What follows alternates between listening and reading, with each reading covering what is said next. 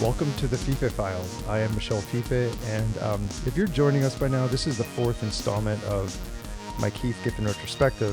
If this is your first episode, what we're doing so far is deconstructing Keith Giffen's entire visual career. Everything he's drawn, we've been taking a close examination of, and we are trying to trace its roots, its inspirations, where it led. And this episode is about the 5 years later, the infamous storyline for Legion of Superheroes.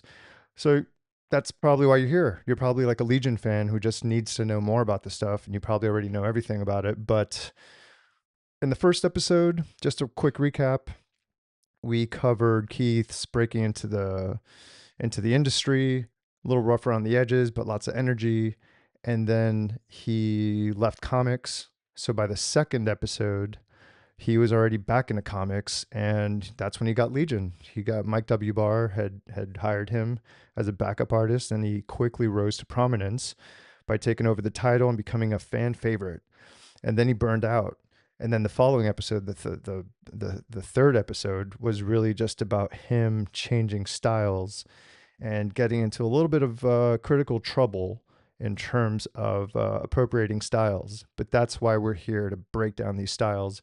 We love these styles. I love the styles. I love the styles that shift, that mimic, that change mid-issue. I love that stuff. And that's what I've been trying to break down with this series of videos.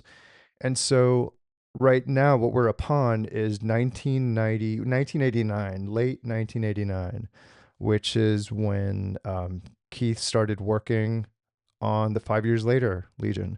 But before we get to that, I want to take a look at this Secret Origins issue. It's 2 issues away from ending this series, the Secret Origins title, which was edited by Mark Waid. Mark Waid took over the title a few issues before, maybe like a year before, and he was in charge of assembling all types of artists to tell these Secret Origins. And so we have a return to Ambush Bug, the creation of Keith Giffen, along with writer Robert Lauren Fleming and inker Bob Lewis. We haven't seen too much of Bob Lewis up to this point, but here it is. It's a quick and dirty sort of non-origin, because that's the thing about this character. He's an absurdist construct. He's just a fourth wall breaking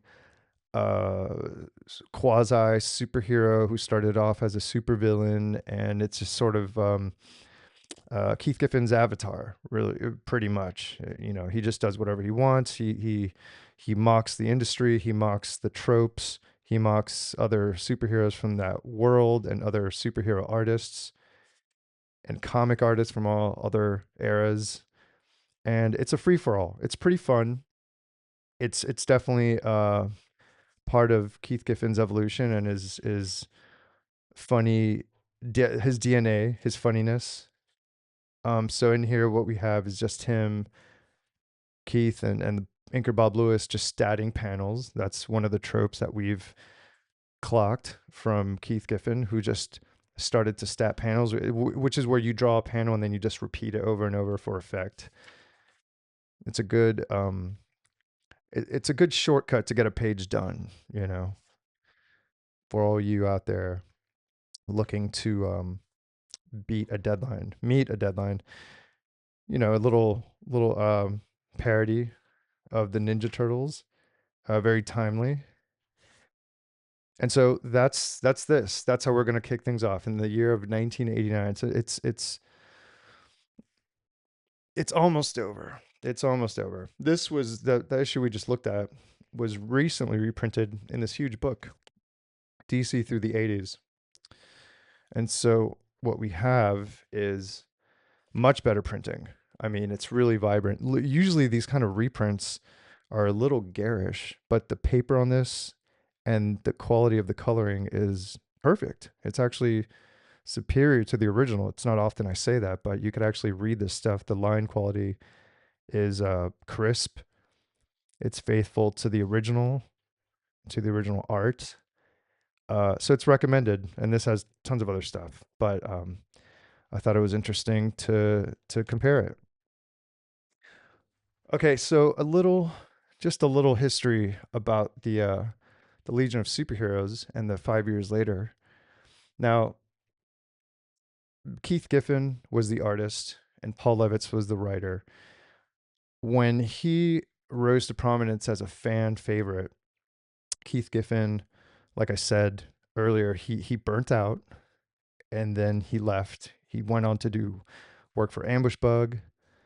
He did stuff for Marvel, a bunch of other companies, and and then he came back. He came back to the Legion during the mid '80s, during the late '80s, somewhat.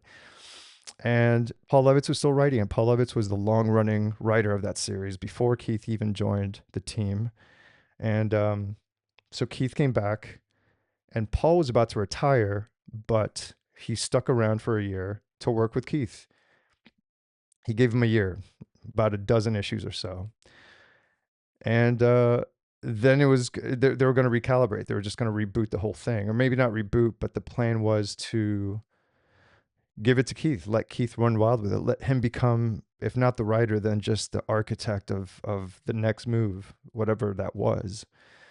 And what that turned out to be was a storyline called 5 Years Later, in which the storyline picks up like like like it says, like it suggests, 5 years later, after where we last saw the team was during the Magic Wars. And so what happened to them? There was a few months where we didn't know, where there was no publication, no Legion activity on the stands. And these are postcards, by the way, that were part of a promotional leg for the Legion. And as you could tell, this is Keith Giffen's new style. Like as I mentioned earlier, it went from Kirby to Perez to Munoz to Maguire, with a little bit of Giffen always interspersed amongst projects. And then by the time we get to 5 years later, he lands on his own style, a real cool synthesis of work, of everything he's loved. And this is a little promo piece of the first issue. Very dark, very moody, which he's been building up. Keith was developing this style. He had been doing this for a while, and I think this is what this is. This is just a good convergence of all his influences, all the stuff that he's learned, all the tricks that he's acquired, and there's a sort of pureness to it. Now, right before in the arc right before this, he was doing a little bit of Kevin Maguire. He was doing a little bit of himself, just inserting himself in there. And this is pretty much the perfect version of that. This is the peak Giffen version, if you could call it that.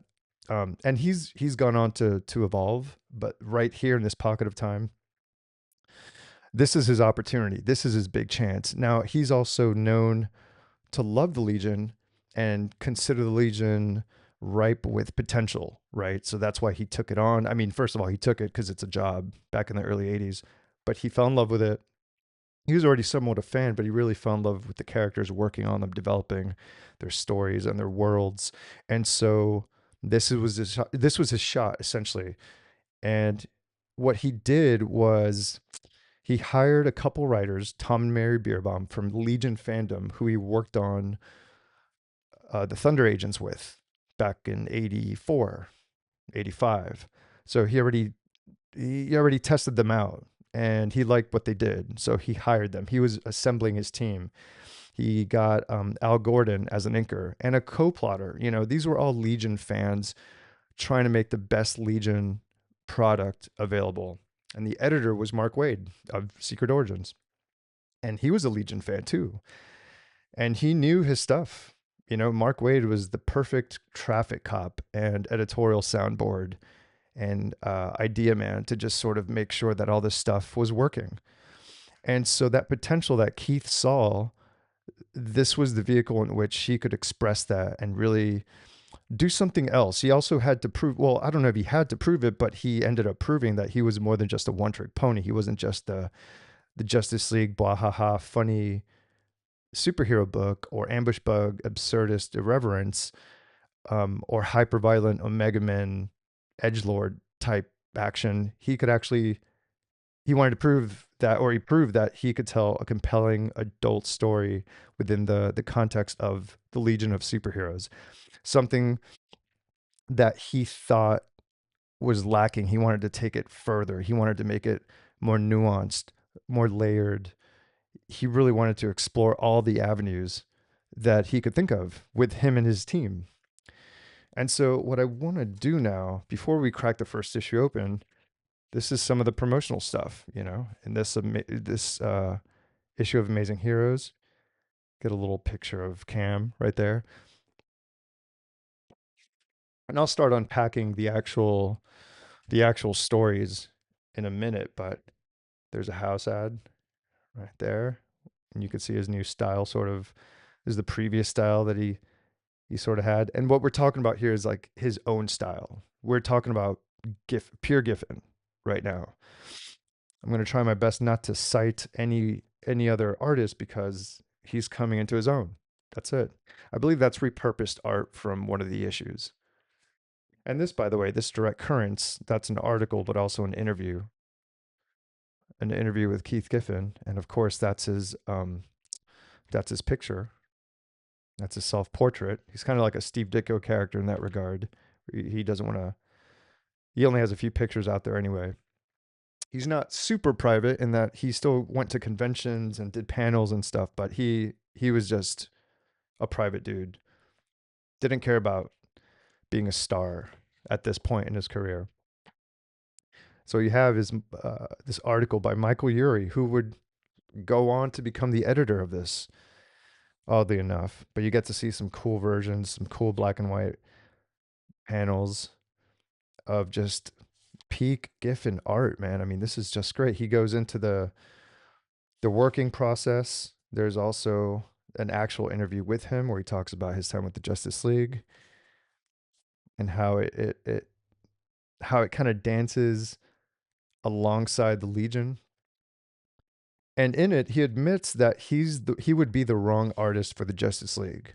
Now I find that super interesting because we've seen that before and it works great, but I think for the effect that he's going for, that sort of hypernaturalism that someone like a Kevin Maguire or Adam Hughes or even Ty Templeton to a certain degree, they bring to that, and that balance is what makes these Justice League stories work.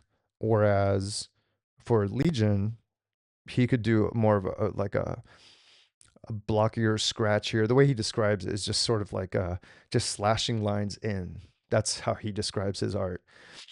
And this is in terms of penciling too, because again, he's not inking himself. That's a rare thing that he inks himself. He is strictly a penciler, and he still has his own style. He still defines the look of it. Now, this is the cover. There we go. 5 years later. And in terms of promotional material, I believe there's a foldout that was given out to retailers, just a fold out giveaway promoting the book. And it was folded the wrong way at the printer. And so it was disastrous. I've never seen a copy. I'm pretty sure they exist. I've looked for it. Again, I don't know if it actually made it out to retailers, but the attempt was there. Anyway, this drops you into the story. All you know is 5 years later. Okay. And by the way, this was right when I wasn't into Legion and I was asking friends to recommend me stuff. This was the first thing they would recommend. And I just jumped right in. And I don't know if I would do that. I don't know if I would recommend that because at first I was put off by it in that I just wasn't familiar with any of this stuff, any of it at all. And what this writing style is, it just drops you into the middle of a story. You have to figure it out. You have to figure out who's who because sure they have superhero names, but they're talking as if they were just friends. You know, everyone has a civilian name, and they're not common civilian names. They sound like superhero names as well. You know, and add that to to that storytelling dynamic, this 9 panel grid, which was very Watchmen. Watchmen made it very trendy, but Giffen had been doing that already. Actually, Giffen had been taking that from Ditko. You know, Ditko had made that hot back in the day, but it's still, I still saw it as like interesting. I saw it as like, all right, I'm not in love, but I'm curious. And I don't know if that's enough for a readership. You know, I mean, that's sort of this storyline is the main thing is that people found it too confusing. Even old school Legion heads. I just wasn't familiar with the Legion lore at all. So I had to do homework, and I was so into Keith Giffen and his artwork that I vowed to make this make sense. And so that's when I really went deep and started getting the back issues, the really early stuff from the 80s and 70s, and sort of acquainting myself with these people, with these worlds, with these customs. You know, it's a lot of work. It's its own universe. It's outside of the DC universe in a way. I mean, it's the future of the DC universe, but it's its own entity. You know, it's its own editorial office essentially, and it's got a strong artistic pedigree. And now this is the current thing. Now this is also interesting in that these text pieces in the back written by the Bierbaums fleshes out the story. So it would be like a mystery or a puzzle. You just have to piece it together and hopefully come back for the second issue. By the way, here's another Giffen um, image from not too long ago. We took a look at that in the last episode. So yeah, the follow up. Are you going to come back for more after this? There's some heat on this. Legion was a hot book, and Giffen was a hot creator. What's he going to do next? A lot of people were like, all right, it's a little confusing, but we're going to go forward with it. Right.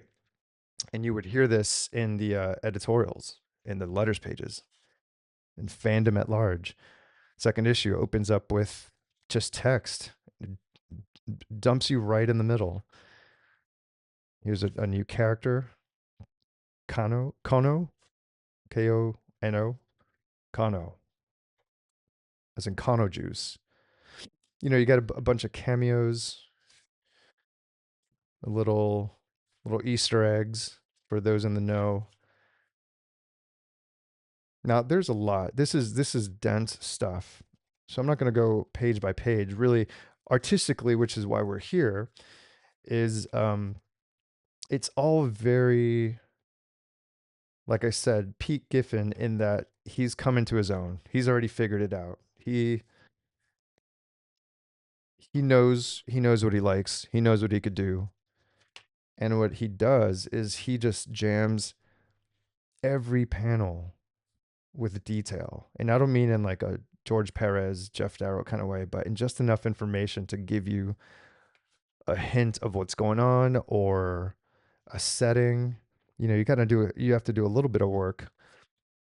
So what you have to do is you have to pay attention. You have to really want to be in this world. And once you're in here, you just stick it out, and it's actually really compelling stuff. It's just really great. It's just, you just figure it out little by little. You have to have faith in the creators. You have to, this isn't going to move at your pace. You got to move at their pace. And I respect that sort of command. I grew to love it. At first, of course, took me a minute, but again, I came around in a big way. In a big way. I really super love this stuff. I was a little impetuous. Even, and I'm talking about as an adult. Like I was reading this stuff. This isn't part of my childhood at all. I have no nostalgic bent towards this stuff. This is all, it's all new to me. I'm reading this as a already a creator, already started my career in comics at this point. I'm just digging deep. I like an artist. I dig deep. I want more. I want their future stuff. I want their past stuff. I want to know what's going on. And this was the inflection point for Giffen. This is when he really muscled up, I think. He really became a powerhouse creator. This issue in particular, now the thing about Legion is that it's directly tied to the Superman offices, the Superman mythos. And so since 86, that was rebooted with the John Byrne reboot. And for some reason, the Superman offices didn't want anything to do with Legion. It was just too complicated. They just didn't want to have anything to do with that. That, of course, messes up Legion stories because they're still in continuity. They're beholden to the continuity from the old days. And so they last minute had to come up with a solution. And so we're here in the middle of like, some time trapper fight scene, Mon El, aka I forget his name. He's pretty much their Superman stand-in. But Mon El, that's his, I guess, civilian name, pretty much fights with time itself. I mean, this is a very, very cool fight scene. It's not your typical fight scene, which makes it even cooler. There's your shot of Superman. It's sort of the time trapper character explaining why they could no longer exist. And so fade to white. Heavy stuff. The letters are coming in.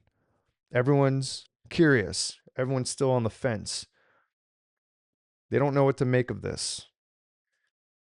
Anyway, the pivot here is that it's its own little pocket universe of what could have been. And so that is this issue's charm and power in that it creates its own world in just 20 something pages. It's not quite a what if, but it is a sort of timeline. And then this ties into actual DC chronology that's happening at the time of a time displaced character. So it's all very, very specific. The art is so rich. I mean, before it's all futuristic, it's a little dystopian. All the tech is a little beat up. It's worn down. And this now is all rustic. It's all magic based. It's all sacrificial and church, and it's just the opposite direction. And now it just kind of regained its footing. Now we're kind of back on track. Now that in the real world everything's settled, and they're like, all right, we can't use Superman. All right, we'll figure something out, right? And that's what they did. And so what you have is like Keith Giffen going out on a limb. He's trying something different. He was trying something new, something daring, something that's going to challenge the reader because he already had that tick in him. He already had that sort of thing where it's like, I'm going to push this as far as I can. He was doing that in comedy. He was doing that in random absurdity through Justice League and through Ambush Bug, respectively. And now he's doing it in a serious adult fashion. This is to me, this is like very, like, it kind of comes from the same place of role playing games of this time period, which to me, from the outside looking in, looked like a very, like a dense thing, like a like a very, you have to be committed. You have to be committed to really endure this. And this sounds like a sport, like endure this. Like you don't endure this, you enjoy this. You got to dive in. This calls into question the attention span of the audience. I think the desire to want to like this is important. And these days that's very different. It's just very, very different. A book like this, who knows what kind of audience it would have these days. I mean, this back then when already the Legion audience was huge. This was a top seller. The sales were okay on this. This wasn't like this wasn't doing Sandman numbers. This wasn't doing Watchmen numbers. This was okay. So, they had to adjust expectations, you know? And again, they're not explaining anything. They're not letting up. You got to read all this stuff, and then you got to read the letters pages as well, because they will reveal plot points while responding to somebody. Letters are coming in. People are hating it, but people are loving it, and that's really curious to me. Busting out this amazing heroes because it's first review. A little bit of black and white art there. It's pretty neat. It ends with, I think the Legion fans deserve better. It's a lukewarm review. It praises its ambition and it's just not crazy about it. So there you go. That's what the team is dealing with. By this point, Mark Waid is gone. I think he only lasted 3 to 4 issues. He went on to become a freelancer, and which is it's too bad. It's too bad because he really when I think of 5 years later, I think of him as being part of the team that helped facilitate this, that really believed in it. Not to say the other editors didn't believe in it, but there was just something, it just seemed like something that worked, creatively at least. And even with those last minute curveballs with the Superman offices, I can't imagine that being fun. One of these fun text pages, very, I mean, look how rich this is, from the table details to the background, the curtains, the columns, the costume itself. It's just there's so much personality in this stuff. There's so much storytelling just in this one image. Highly underrated. Keith Giffen is super underrated in that regard. Every panel, every page, every scene, there's just a lot of personality. That's the thing with this stuff. That's my barometer of what makes a comic enjoyable, is the level of personality. You know, how personal could you make this thing in a corporate setting, in a corporate mainstream setting? Like, how weird could you take it? And will people grok to it? Will they like it? Will they dig it? And I believe this has been a cult book in a weird way. It's always weird to call a cult book for something, describe a cult book as something that was mass produced like this. This isn't a zine. This isn't an indie or anything. Now, this is the first fill-in issue, issue 8. Keith Giffen drew the bookends, but this is early Chris Sprouse drawing the sort of origin story of one of the characters. But again, bookends. Look at that. Michael Urey, the writer of that Amazing Heroes article. He's in there. He got in there. He went on to work for Tomorrow's Books, one of the main editors there. Now, just for my own edification, I'd like to share this stuff. That cover for number 7 in black and white. There we go. I love stuff like this. You get to see it without any of the logo dress, any of the details covering it up. Same thing with this. The issue we just saw, number 8. Great stuff. Great stuff. And then number 9. This is the Supergirl stand-in, Laurel Gand. But again, it is drawn by Paris Cullins, the great Paris Cullins, which I got to say is not the best fit for this. And this is something I'm going to learn. I've learned by looking at this. He's a great artist, has a solid inker on him, but for some reason, the rhythm of Keith Giffen's 9-panel grid, it's a very specific beat. It's a rhythm. It's just and this is broken up. I mean, Chris Sprouse did it, and it just doesn't. It's not the same. It's just, then back to that, and then you kind of lock into that gear, and it works. It's just, this is when the form and the content are harmonious, and it's a beautiful thing. And then you get to this fill-in, and it just makes it even more obvious that it's a fill-in, that a grid can't be followed. And this is no one's fault. Maybe the editor didn't tell the artist that maybe let's just stick to the 9-panel grid. Maybe Paris was not having it. I doubt it. because, these are scripted beforehand. So I'm sure this had a full script. And this page had 7 panels instead of 9. There was no grid. Anyway, the grid is important. It's very important to the language of this title, to this book. Real quick, while I'm on the subject of these previews, these freebies that DC used to provide stores and we could all take them home, during this period, right around this time, Keith Giffen was working on the Justice League books, Justice League Europe, Justice League America, and they were doing Justice League specials. And I think the quarterly was about to begin. Maybe the quarterly was about to start with the Conglomerate. That was a team that Booster Gold went out, a character Booster Gold went off to do on his own. And there's a piece of promo art that only appears here, and it's drawn by Keith Giffen. I will make sure to blow it up because it is great. And it's a little muddy because it's so tiny, but I've never seen it anywhere. I don't believe it's been printed anywhere. And I reached out to James DeMatteis, the writer of all these books, and he barely remembers this even existing. So this was probably part of some promotional thing or in-house proposal. It was never a pinup. It was never a fold-out poster. It only exists in Direct Currents number 30. So keep an eye out for that. That's wonderful stuff. Such a rare treat.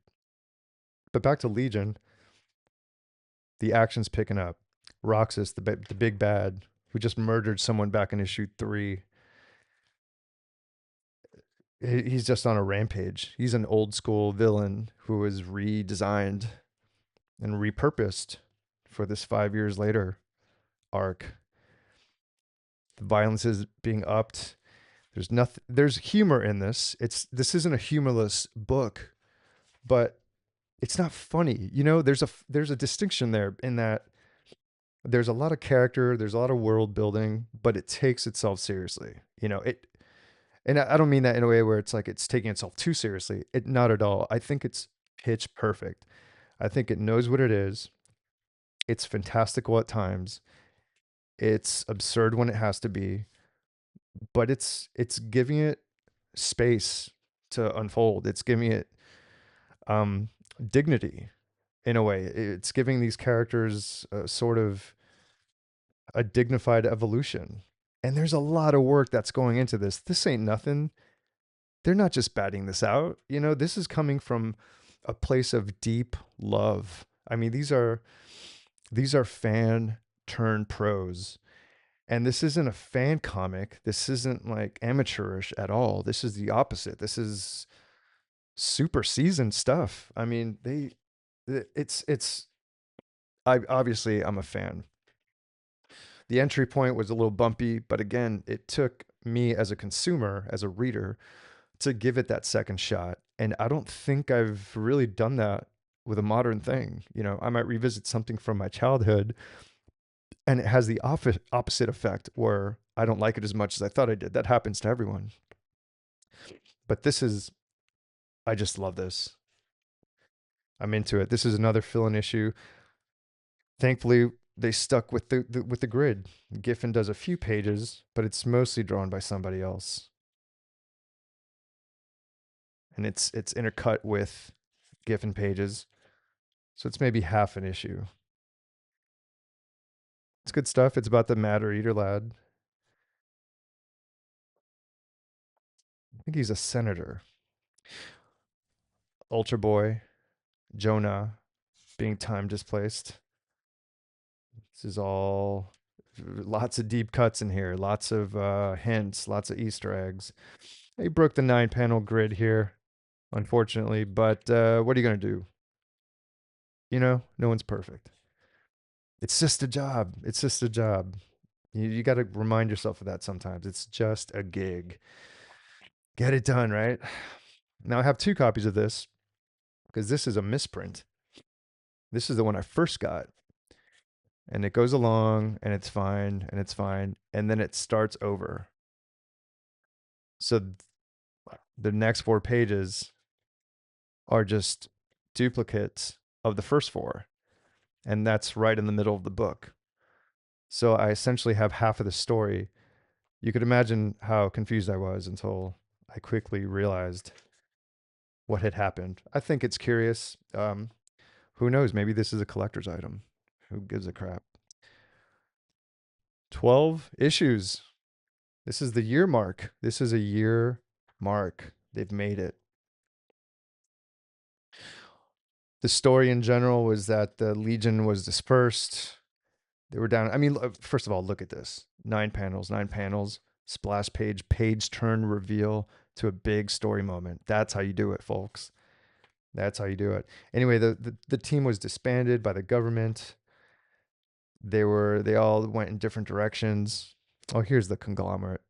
That's what I was talking about. And so, one of them went. A couple of them went to war. They became soldiers. Others became. Jonah became a freelance. I forgot what. Not a bounty hunter, but some sort of merchant. But he was living on the fringes of society. Here we go. This is it. This is when Chameleon Boy starts recruiting people, and it took him 12 issues to get to this moment. I mean, I gotta say, when I turned to this page, it was awesome. It was earned. They earned that thing. They earned that page turn. Could they have gotten away with gotten rid of the fill-in issues? Sure, it would have been sooner. That's not the reality of this stuff.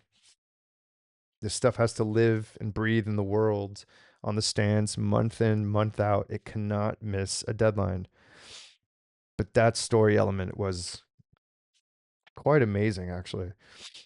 Nice cliffhanger, bringing an old classic villain back in a redesigned way. And before we get to that, I got this, of course, in my Amazing Heroes copy. 182 has that cover, the same cover, black and white. Nothing too fancy, just the logo. In this direct currents, we have the next issue, issue 13. Pretty neat to see. I'm into these things. I mean, obviously,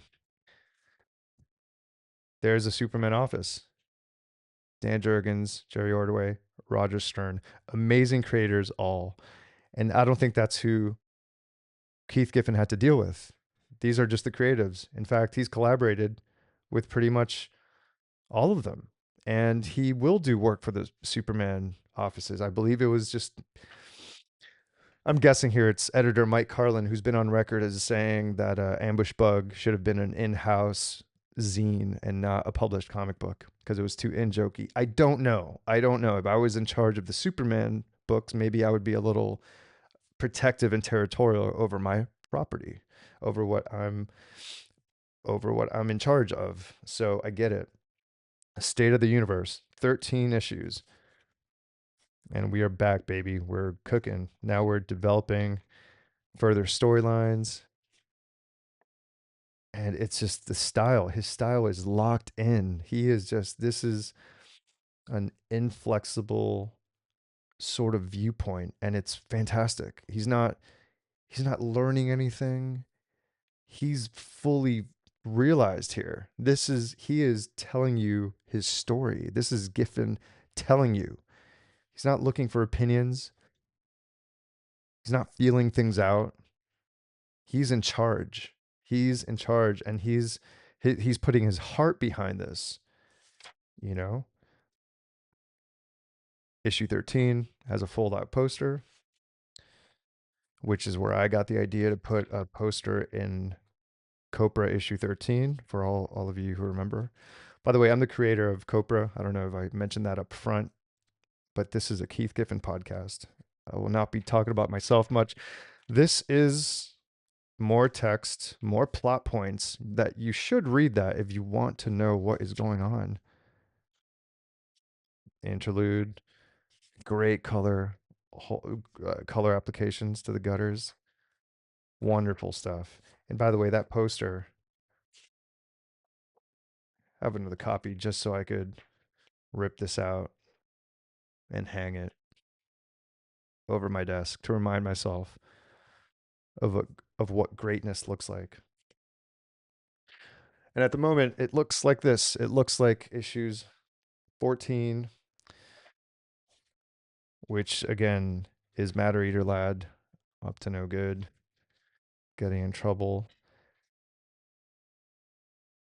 Solid stuff. Again, this could you tell from this that it's just it's definitely its own world. He's breaking his own rule right here for this effect because he's in another dimension. He's dealing with the devil character in the Legion, so it makes sense. There's a story reason for that. It's not just because he thinks it looks cool. He's in another dimension. He's a formalist in that regard. He knows what he's doing. Keith Giffen, he was a master at this point. He'd been in the business for over a decade. He knew a thing or two. Now, the editor is Dan Raspler at this point. So things have been they've been shuffling the editorial chair a little bit. But he's been on record as saying that he quit during this period, during issues 15, 16, and I believe 17. Now these all make a triptych. Let's see. But he quit during this period out of frustration with editorial. I don't know under what specifics. It's probably just goofiness like the Superman stuff. But he drew the covers at least, and it's a pretty cool triptych.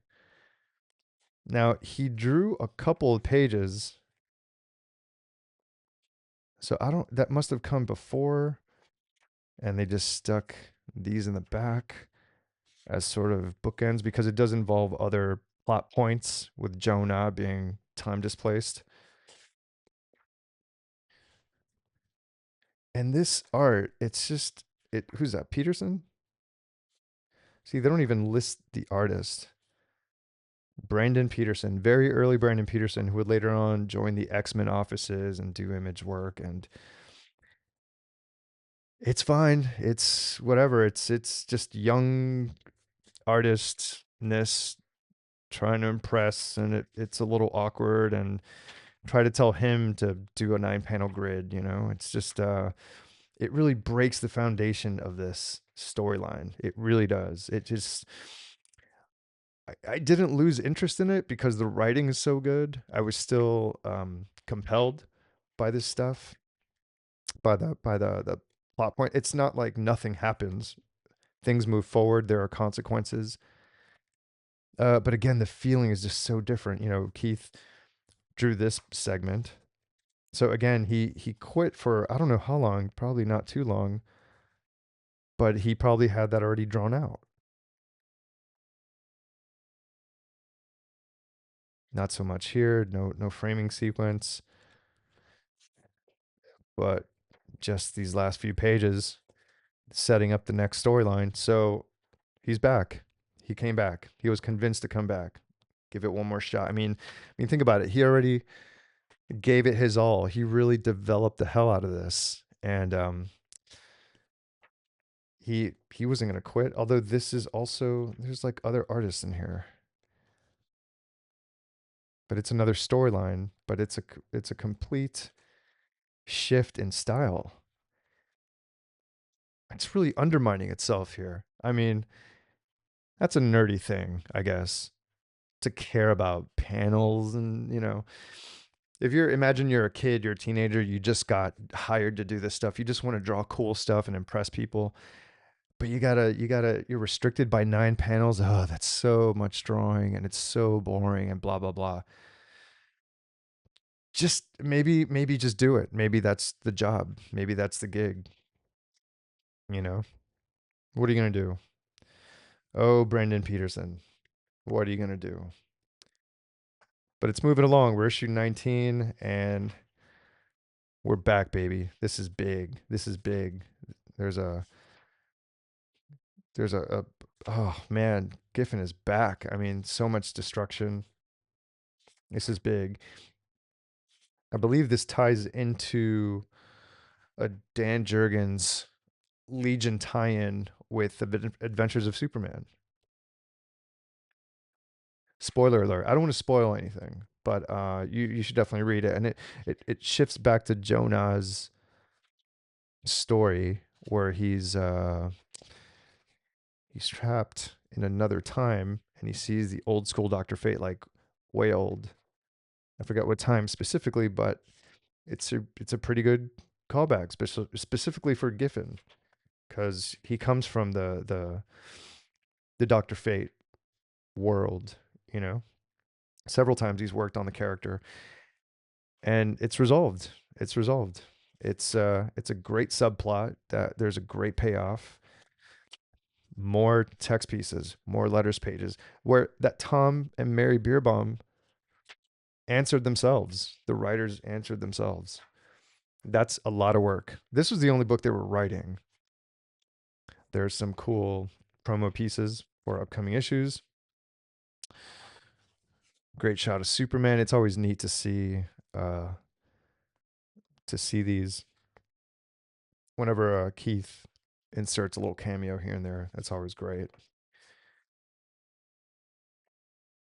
Again, text, text, text, and you got to consider that these were coming out once a month. So if you get them, you have a lot to chew on. This is a lot to ingest, and it's worth it, man. It's worth it. Consider comics that you read in 2 minutes, and then you have to wait a whole month. This gives you a lot. Come on, for $1.75. So in the middle of this, Keith did this fill-in issue, Legion 91, number 28. And it's something that he would always, I mean, he was the regular plotter and layout artist for this stuff, but for this issue, this birth issue, he drew it, and George Pratt, the painter George Pratt, inked it. And I got to say, it's one of my favorite things that Keith has done. It's a very weird issue. It's just this character, Stealth, giving birth, and it's an alien type of birth. Obviously, it's not as simple and direct as you would imagine it to be. This is very abstract, nightmarish, very artfully done, um, very oddball, very body horror esque. I mean, it's kind of amazing the context in which this came out in. I mean, it's just this is an American commercial comic book in 1991, and you get this just weirdo comic. By the way, employing the 3 panel grid that he did previously for that new universe title Justice. He did that one issue mostly in 3 panel widescreen shot. They weren't calling it that back then. It was just sort of a 3 panel layout, but this this really works. It's effective. It's so you get almost drawn into this by this specific layout and the drawings themselves. I mean, each panel really works on its own. It's so um man, the marks that George Pratt puts down, they're really special. He is a painter. He's not really known for his inks, but he's bringing something else to the table. Here we go. Resolution, me again, stealth. Back to back with the Archie Impact Comics line. It's just it's hilarious. There's the baby. The baby belongs to the leader of the group, connected to Brainiac 5 of the Legion of Superheroes down the line. So Keith is still in this world, but for this issue he just had to draw it himself, and we are better for it. I want to take a breather now just to showcase this drawing of Lobo. And this is a Keith Giffen interview. It's a Lobo issue in Comics Interview 99. But that's a pretty cool promo piece of what's coming next in Legion of Superheroes. And you can see it here too. There you go. At the same time, you'll notice this is a promo piece. This is the cover of Justice League America number 53, the breakdown storyline, which that's the ending of that. They're going to give it about a year of just issues for DeMatteis and company to wrap it up. And Keith has gone on record as saying that that should have ended right around this time. They shouldn't have been given that extra year to wrap it up. It seems like it got extended too long. Issue 50 should have been the last issue. But not by my estimation. I enjoy those breakdown issues considerably. This is The Quiet Darkness, a take on the Great Darkness saga. It's sort of the way these companies, they have crisis is a marketable word, for example. It's associated with a certain event. Darkness is associated with the Legion, Great Darkness saga, the Quiet Darkness saga. It's they know what they're doing. They're calling upon that old school thrill, even though it doesn't really have anything to do with it. Not, I mean, certain characters, yes, but here's the breakdowns ad, a house ad that I don't believe has been reprinted anywhere. It's never been a cover. It's specifically for this ad, and it's Keith Giffen drawing these characters. You'll notice he drew Captain Glory, who's a Captain America pastiche. You might recall that Captain America was his long unfulfilled project. He would have loved to have worked on the character, and this is one of the examples that I always cite as he got this close to doing that. That's a great cover though too. I mean, a great ad piece. That should have been the cover of its collection, but it's since been collected. I don't know if that's been included though. I don't have that omnibus. Look at that. That's where those promo pages are. This was the big reveal. It's Lobo has survived this long. He's in the future. But wait, it's not over. Oh, by the way, for this, this is funny. For this Quiet Darkness saga, sorry, it's not called the saga, it's just The Quiet Darkness. It was written by Al Gordon, the inker, who was also a heavy plotter in this stuff. The fans loved it. The fans were like, oh, could we get this guy to write moving forward? He's funny. They just clicked with him for some reason. It's good stuff. It's different than the Bierbaums. It's just the tone is a little different. There's something the Bierbaums bring to it that is maybe it's not as comic booky. Their voice is just it comes from somewhere else. Whereas I think when Al Gordon writes, it's very of it's like a comic book. Like you could tell it's a comic book. Oh, I want to show these cards too, which were drawn around the same time. Let's see. Yes, there we go. The Great Darkness Saga. See what I mean? And that's Keith Giffen revisiting his opus from back in the day in this style, just drawing uh, Darkseid and the Daxamite army. I mean, it's good stuff. We went over this in episode 2. I will refer you to that episode so you could take a look at the original issues, which are great, and they're a far cry from this stuff. But this is where we're at right now. Again, the 9-panel grid moving forward. And yet the readership enjoyed it. They just enjoyed, I guess, Lobo. I guess you can't go wrong with Lobo. And kind of a wisecracking Lobo is always fun, you know? But that was Al Gordon's idea. And then you get the Darkseid shot, dressed like one of the members of the Revolution. The Prince and the Revolution, that is. Now you get this last chunk of a young Jason Pearson doing this last bit of 9-panel grid work. And by young, I think he was 19 when he was drawing this. He was very young. Jason Pearson, who was part of the Gaijin Studios down in Atlanta, with Adam Hughes, Brian Stelfreeze, Joe Phillips. He was, I think, the youngest of the set, and he got this gig, and he stuck to the 9-panel grid, and it looks great. And spoiler alert, he eventually takes over. the book and comes into his own. And it's no Giffen, you know, but again, there's something to be said about having this specific rhythm unbroken. This is it. This is the last issue that Giffen will be drawing any considerable amount. See what I mean? Like you break it, you wait for your moments, you wait for your shots. He knows his stuff. He's a cartoonist master. Now this side, this is it. This is it. Just there's Dark Side. Not the last time he'll draw Dark Side, but it will be in this series. There's Jason Pearson just doing the backup.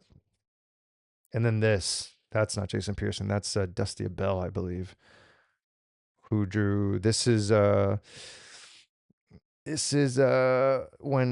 batch of clones of this Legion of Superheroes. In the story, you know, there's such a clamoring for the old versions to come back, and when could we get back to the kind of like the colorful superhero looking teenage versions and not this dumpy, depressing, all grayed out, miserable story.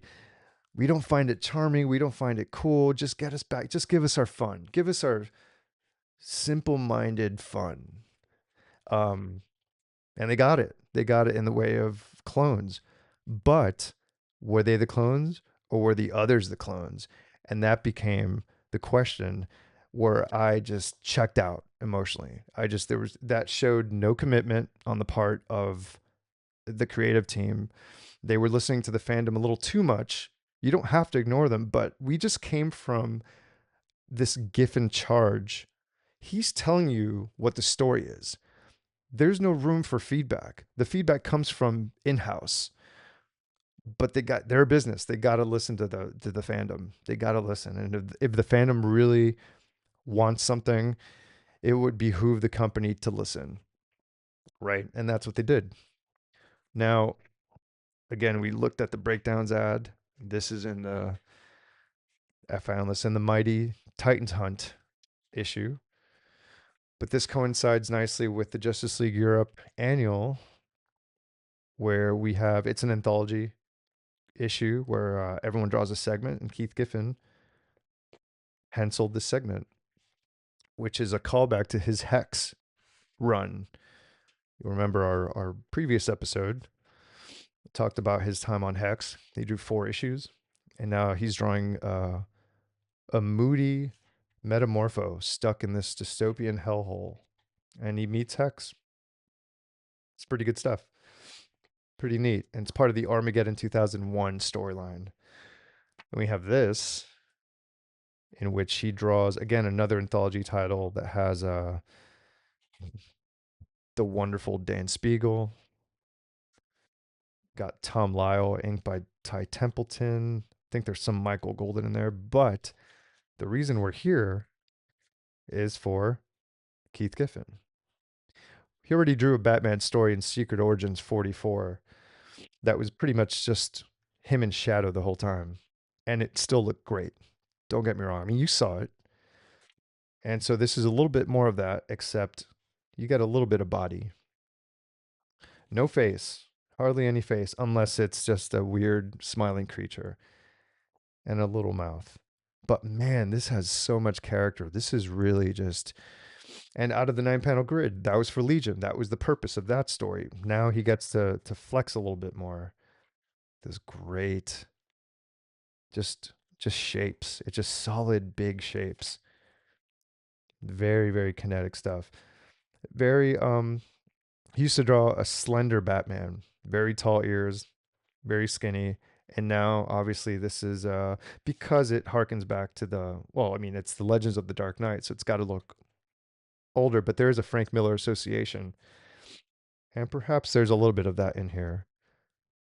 But it's wonderful stuff. It's great. And he was doing this around the time he was leaving Legion. That's the time when it was coming out. We looked at this book earlier because it was the only place that had the first appearance of Lobo. And this is early Giffen. This is fan favorite Giffen. This is what got him to be popular when he was doing Omega Men and introducing Lobo. But in this book, which covers all of his stories where he's appeared in other books, and what ties it together are new bits of pages in between chapters. Like you have a Matt Wagner, there's an Eric Larson bit up front.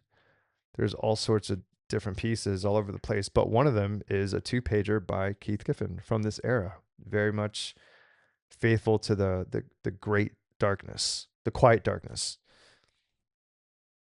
And of course, you gotta make fun of this costume, call it the sissy costume. I think it's great. I think it should come back. Forget this biker stuff. Like, who cares? Put him in that skin tight suit, man. This is a superhero comic. God damn it, biker. Give me a break. It looks good. You know me. I'm only joshing. I think it all looks great. Although the biker stuff he did introduce in an issue of Omega Men 37, I believe. And Kevin McGuire took it and ran with it. And that's sort of what made him be a biker. I think before the Legion 89 stuff. Here it's placed in a different order, but yeah, I think Kevin McGuire was the one who made him really a biker, like a bike. I'm sure at the discretion of Keith Giffen. Anyway, this book came. Look how this hasn't seen the sun at all, and look how it fades. It's so funny. These collections are great. There's also these postcards. He drew this one. It's reminiscent of the Godzilla print. There's some great stuff in here. Mignola, McGuire, Simonson, all sorts of stuff. But that Giffen one is cool. I mean, that's a creepy, easy solution to just get it done. This is just cool. You know who it is? It's Lobo. Next up, we have Ambush Bug. Nothing special. It's been a few years since his Son of Ambush Bug miniseries. That was 86. So now it's 92, and we're back with. Oh no, well he was in that issue of Secret Origins, but in terms of like his own book, Robert Lauren Fleming and Al Gordon helping out. And again, this is even more like, okay, we got one shot. Let's just have fun with it. Let's just bring in every other character, rib them a little bit, make fun of Grant Morrison a little bit, but in a fun way because they will be sort of not they won't be collaborating. They will be collaborating way in the future, but in this point in time, not so much. Now you got a page by Chris Sprouse. You got like Giffen doing Liefeld. You know, because he likes to do that. He likes to reappropriate art and mock it. Although it doesn't seem mean spirited necessarily. I mean, hold on. Let's take a look. So, you know, we got this 9-panel grid going, and statting, of course, making copies of the same panel, mocking other styles. We got Miller, Kirby, Picasso, even. No one is safe. Making fun of your own editor, Julie Schwartz. Was he the editor? He was before. I don't know. It'll tell us eventually. Keep this in mind. The Heckler. We will be discussing him in a few minutes. But that's how it ends. It's just that's it. Because then it's just I don't know who drew this. I don't think it was Giffen. It could be anyone. Well, I guess he drew this. Pretty grim outlook of a cartoonist. But then it's Bill Ray, who colored Hell on Earth. Previous collaboration with Robert Lawrence Fleming. And this Where's Waldo take. And that's it. And in terms of Ambush Bug, we got this. Now these are like the who's who. Um, Remember the Who's Who profiles issues? They did this in the 90s, but with a binder edition. And so every issue would just have random characters, and you get the binder and you organize them in however you see fit. And so I pulled out all the ones that he drew because he deserves his own binder. So there's Giffen and Gordon. Yeah. G squared right there. That means Giffen and Gordon. So they drew that. They drew these little insets. I'll go through them quickly. This is Brother Power the Geek. I don't know if he drew those. Those look very non-Giffen, but that's definitely Giffen. Desaad from the Fourth World, New Gods, part of the Apocalypse crew. I believe this one was printed first, but this just didn't read, so they redid it, I guess. Very strange. But the art is still cool. Again, I don't. Oh yeah, see Will Bleiberg. That's the inker, but I'm sure that's who drew that too. I don't know if Giffen would spend time on that stuff. Eclipso. This is significant because Keith Giffen would go on to spearhead the Eclipso crossover event coming up. Yeah, that's definitely Giffen. That's definitely Giffen.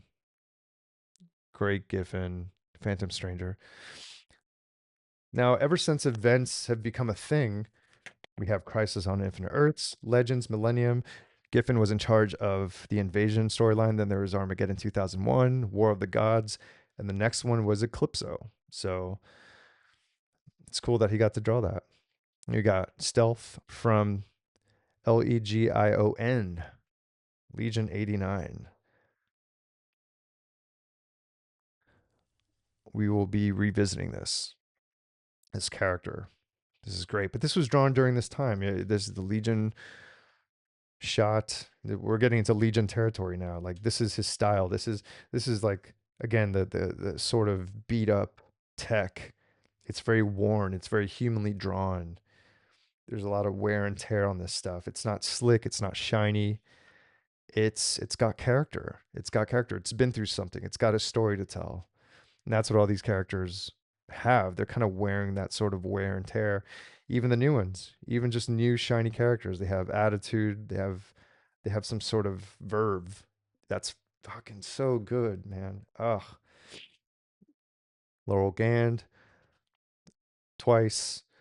The solution to the Supergirl problem at DC. They couldn't use her because she was dead. There we go. Tenzel Chem, Matter Eater Lad. It's Tenzel Chem.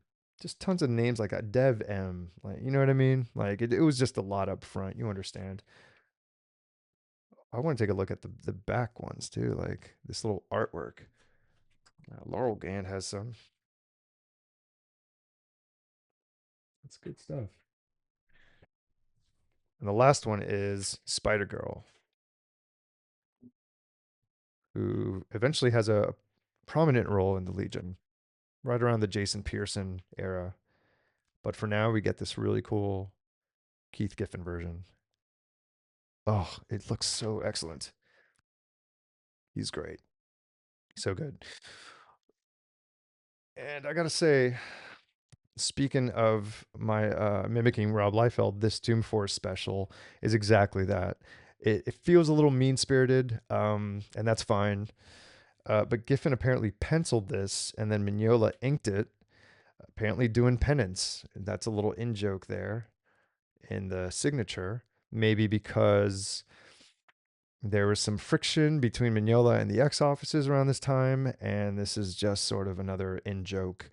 And I think this probably should have been an in-house zine. It really serves no purpose other than to punch down at a rising star.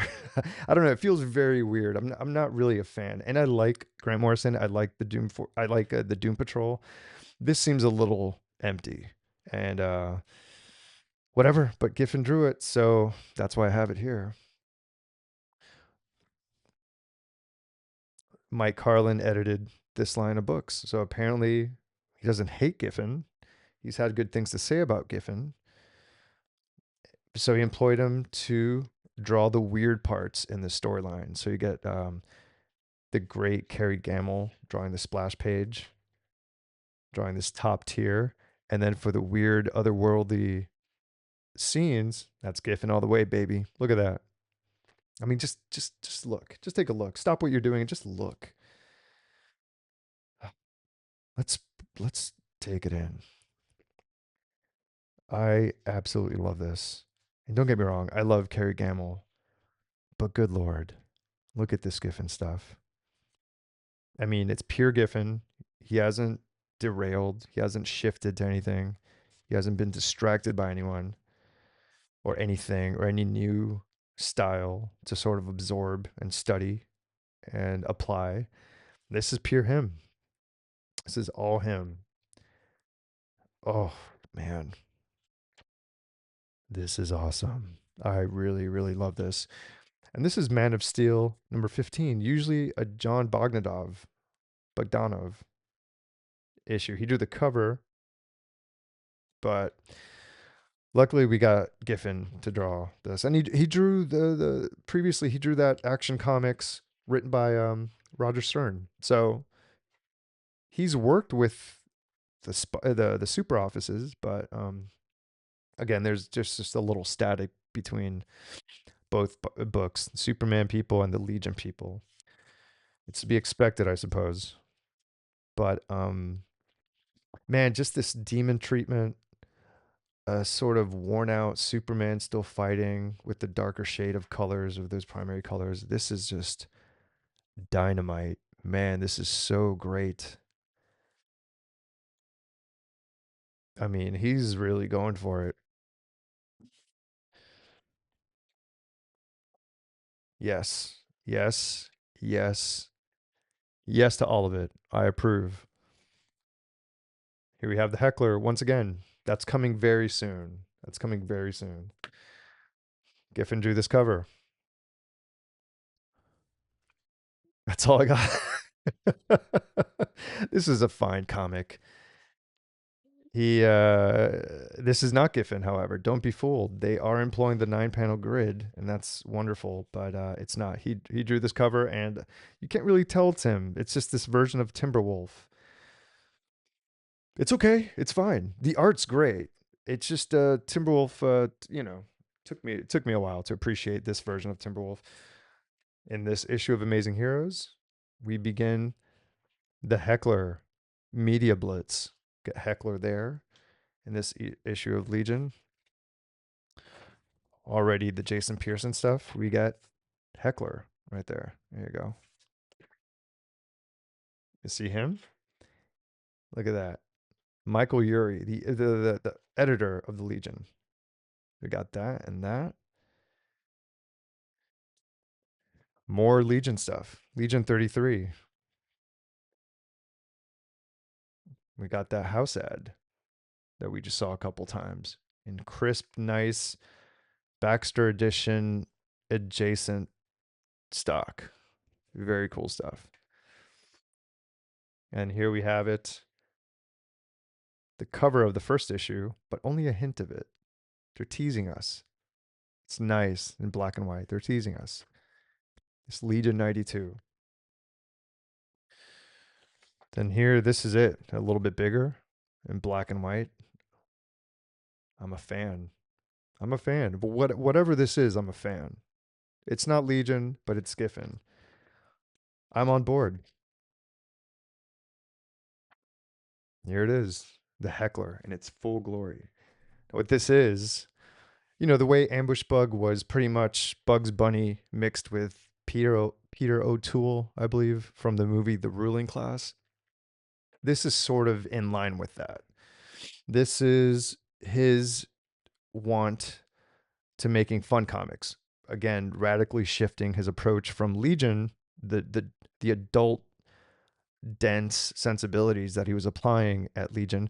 He wanted to do something lighter, and he thought this was going to be gangbusters. He actually formulated this primarily because he saw the writing on the wall in Legion, and he didn't want the Bierbaums to be out of a job when that tanked, when that was over, because that wasn't going to last forever. So he wanted to develop another title to give them a home.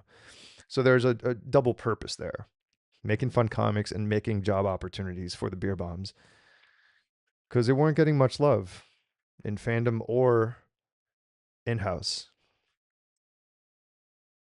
And personally, he loves the Heckler. He loves it. He's sticking to the 9 panel grid. It's not that it's confusing, it's just dropping you in the middle of a story.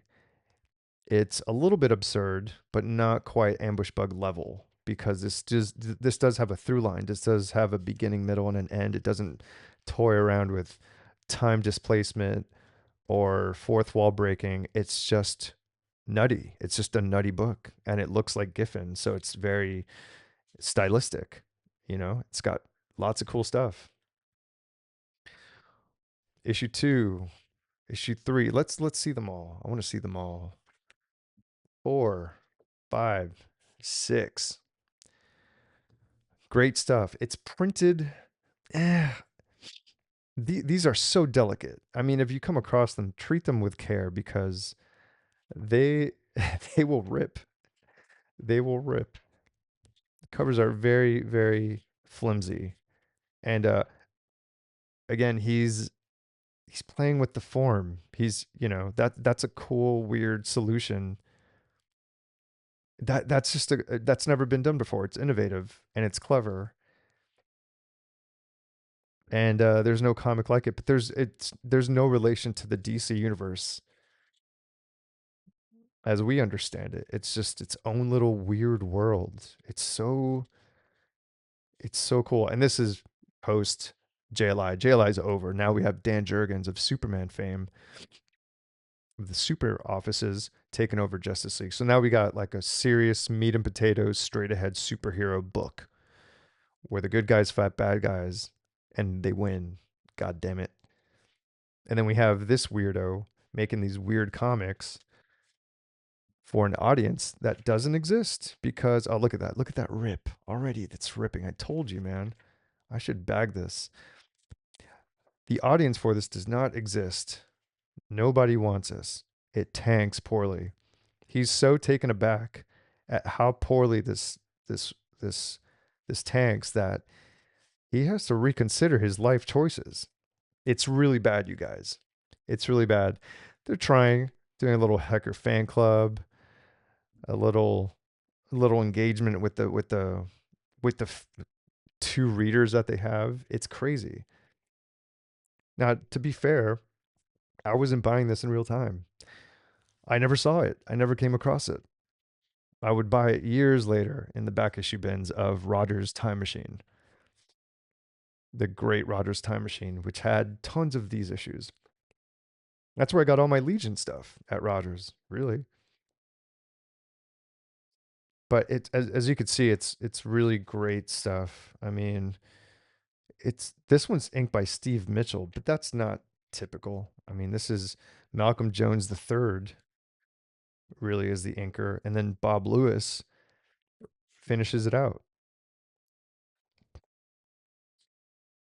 It introduces new villains in every issue. They're all super fun, super clever takes on certain tropes. It's a fun looking book. I mean, this is a sub cult almost. If Giffen himself is a cult figure, this is very, very, very niche. I mean, this is it. Where's that last issue? I mean, it's nuts. It ends like this, like just him falling from the sky after being in a big space pig's butthole. That's what it is. That's what it is. And here's some fan stuff that was sent to them. I mean, it's all very like heartwarming. I mean, God, it just should have, it's so crazy. And this was in 92. This was 90, yeah, 93. This is early 93. So he was working on it in 92. This is peak consumer, like bubble. about to burst. Like comics should be selling in the millions. This was so weird. I mean, just to put it in context, this is just a weird book by any measure. And you'll be delighted to find out. Well, let's take a look. I want to take a look at this. Let's see. I got a bunch of these waiting. I want to see this stuff. Come on. There we go. Heckler #2 in black and white. There's barely any Heckler in the world. So let's just enjoy these while we got it. These are getting thicker and thicker. They're just putting there's Timberwolf. All right. You guys write in, let me know. Should I read it? Should I finally read it? There's a Heckler. Heckler #3. Not in black and white, in color, but it's still without logo. So that's really neat to see. Let me guess, this one's going to have issue 4. Maybe in black and white. Let's see. There we go. I knew it. Cool stuff. I like it. Now, this is special. I was really excited when I discovered this, but the cover to the Heckler #7, which does not exist, but it was solicited. There we go. Really cool. I'm going to try to scan it and put it up so you could take a closer look because it is great. But again, it just speaks to the fact that Giffen was like, all right, it's not selling. I'm out. I'm out. I'm not going to waste my time. I'm not going to waste the audience's time. And he will do that a couple more times. He will do that several times. Um, and that'll be interesting to map out. Oh, this is cool, by the way. It's not Giffen, exactly Giffen related, but it sort of is. Because at this point he was still plotting the book, Legion. So by 38, spoiler alert, I'm serious. Turn it off if you don't want this ruined. But the Earth is destroyed. And so that was a result of him storming off and quitting Legion for real. And on his way out, he was like, screw that. The Earth is destroyed. You deal with it. And he left. And you just never see this ad drawn by Jason Pearson, who was then the series regular. But Keith Giffen was still doing the layouts. So that coveted 9-panel grid was still strong. And here we go. This is the final issue that Keith Giffen is involved in. Everyone recuperates or they figure it out because it's a huge crisis, obviously. The 9-panel grid is leaving us, unfortunately. The artist is no longer Pearson, but is now a young Immonen. Yeah, Stuart Immonen, who has early Adam Hughes roots. But Giffen did draw this segment. And this is interesting. I'm sure this is not Immonen and this is Giffen. But this is important. This is the shift. This is pay attention to this one because he's drawing the Legion like this for the last time, essentially. Like, and this is what I've been trying to drive home in this entire episode is that this is the perfect Giffen. This is the purest Giffen in that this is not my nostalgia talking. My nostalgia loves other stuff, and now it loves this. But looking at all his styles kind of blend in, I see like the 5 years later era as being just the perfect combination of all these elements. It just hits the mark so profoundly for everything he's been trying to do, and to put all his efforts to funnel it into this one project. And then have it go sideways several times. I could see how that would be frustrating. And why invest so much personal bandwidth into something that could prove to be treacherous in your own field, in your own company that you've made a lot of money for? It just doesn't make sense. I can't imagine his level of frustration. Um, but 5 years later was the space for him to develop that ultimate voice, that real defining signature authority. And it ends here. It ends in this issue. It's over. Because right in this last panel, you get this little character. You turn the page, and all of a sudden, he's drawing in his new style. And he's going to stick with this for a long while, or it's going to seem like a long time. Because again, the bubble's about to burst. 93, 94, 95, those are long years in comic book terms. And I know because I lived them. That that's when I was buying and not buying comic books. But this style it starts here. It starts right here. But it made an appearance also in Eclipso. This is the Eclipso book. It was only 2 issues, but it was the event that he was in charge of. Bart Sears was drawing it. Robert Lauren Fleming was writing it, and this crossed over with all the annuals that DC was putting out at the time. But you could see Bart Sears' wonderful, detailed, hyper muscled art by Bart Sears. I mean, he was really just going off, and he was good for it. He drew Invasion. He took over Keith Giffen when Invasion was going on. He was a Justice League Europe guy, and Eclipso was his chance to be on a huge event book again.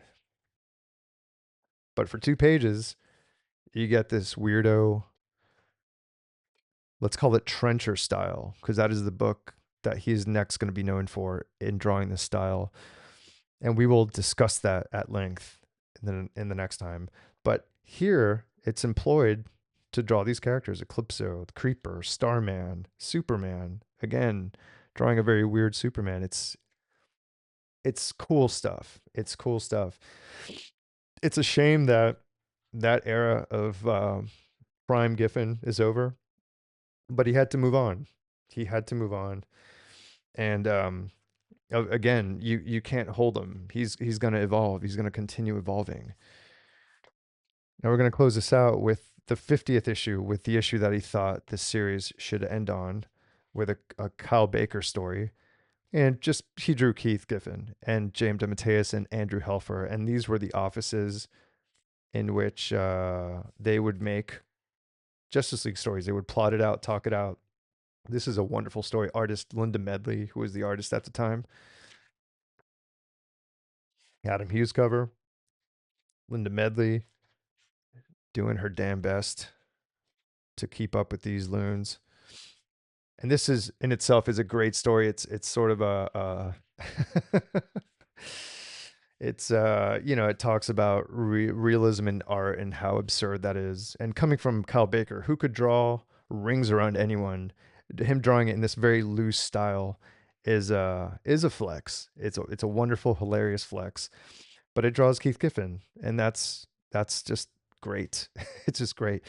So this ends this era. This was big. This was huge. This was massive. This time in Keith Giffen's career, and me as a reader, this has dominated my time and attention for a long time.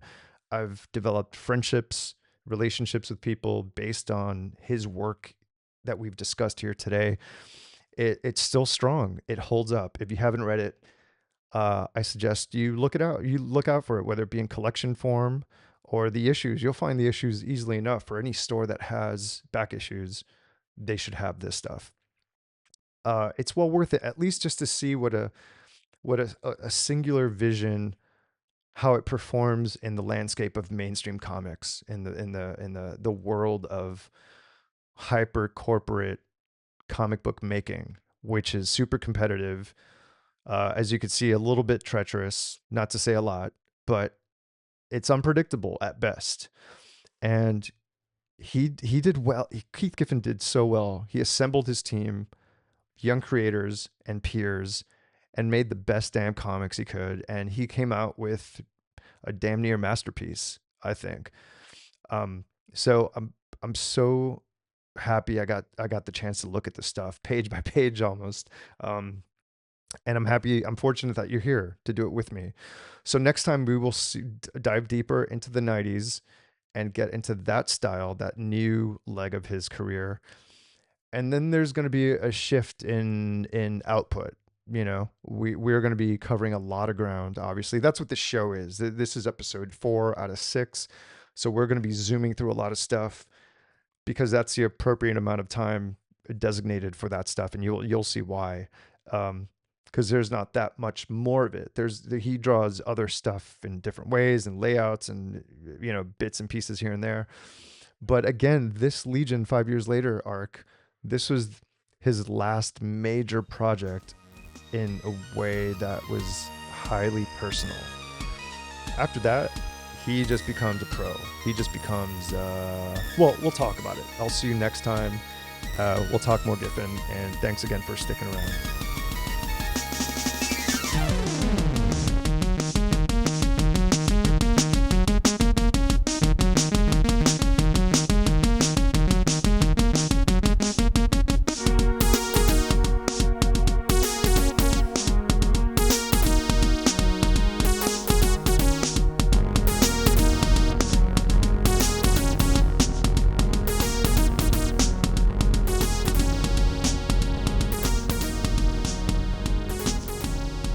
Fiffe file.